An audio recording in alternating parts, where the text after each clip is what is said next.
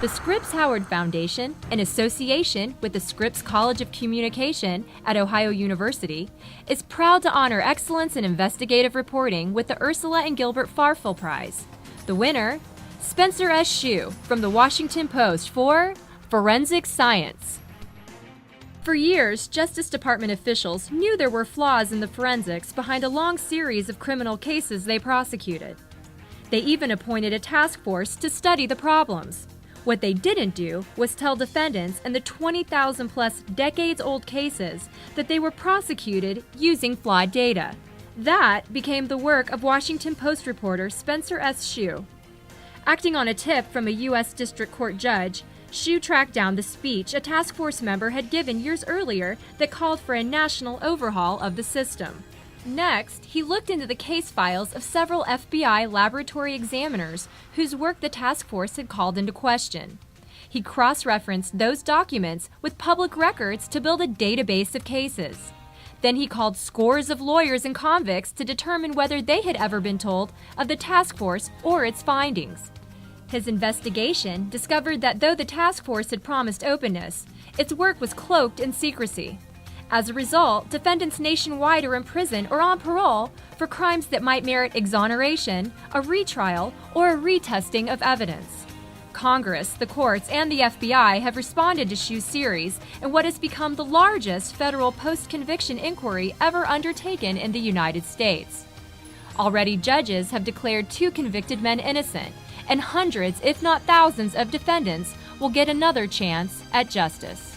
It was a reporter who dug and dug and dug and dug and did the hard work to reveal a story that otherwise would probably never have been told. It's classic great investigative journalism because it corrects a great injustice. He was able to put the human face on it, and through his words, and it was beautifully written, and through some really nice videos. It exposes corruption, possibly cover-up. It can free so many people. He took the science out of forensic science. He said that's not really a science.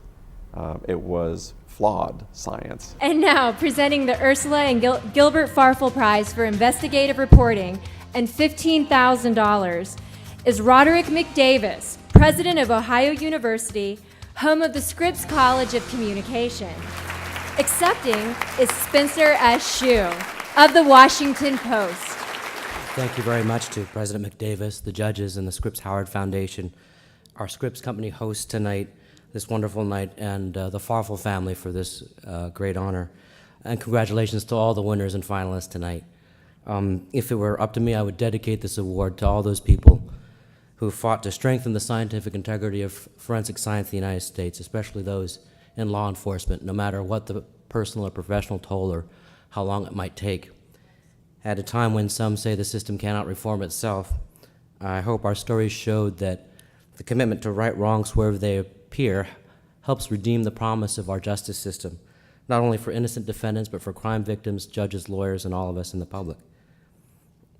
I also need to thank Sante Tribble and Kirk Odom and their lawyer Sandra Levick of the D.C. Public Defender Service for sharing the hard stories of their wrongful convictions.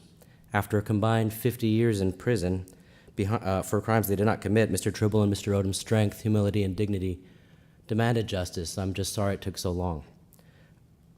Finally, like forensic scientists, if you're here tonight, and a recurring theme, daily journalists are under pressure. Overworked, fighting to determine the facts, making hard calls many of us never know about for the public good, and that increasing economic pressure, we all know, poses a risk to our free society.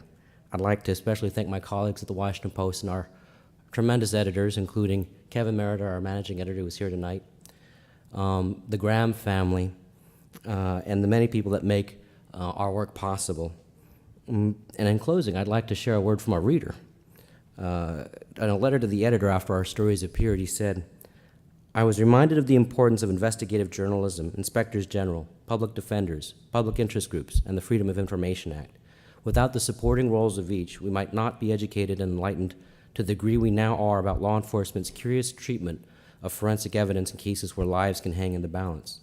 The reader called for action, concluding, Anything less would be unforgivable in a democratic nation that prides itself on the enduring, non-negotiable principles of liberty, equality, and justice for all. Thank you to our hosts and everyone in this room for advancing those values.